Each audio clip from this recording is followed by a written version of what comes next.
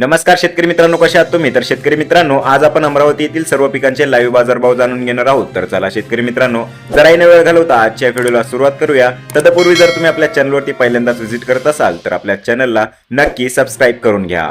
तर शेतकरी मित्रांनो, पहिलं पीक असणार आहे कापूस. कमीत कमी दर 8,200 रुपये, जास्तीत जास्त दर 8,400 रुपये आणि सर्वसाधारण दर 8,300 रुपये प्रति क्विंटल इतका मिळालेला आहे. तर शेतकरी मित्रांनो, पुढील पीक आहे गहू. कमीत कमी दर मिळालेला आहे 2100 रुपये, जास्तीत जास्त दर मिळालेला आहे 2584 रुपये आणि सर्वसाधारण दर मिळालेला आहे 2342 रुपये प्रति क्विंटल.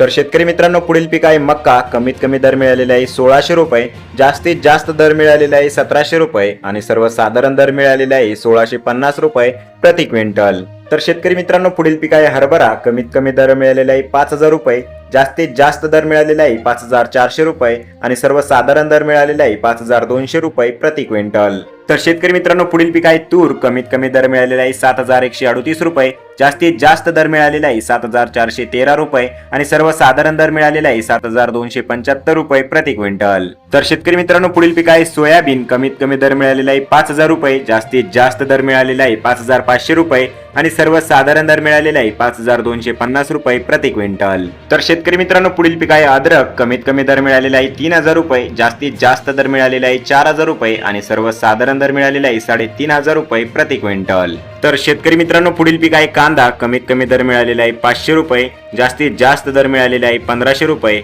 आणि सर्वसाधारण दर मिळालेला आहे 1000 रुपये प्रति क्विंटल.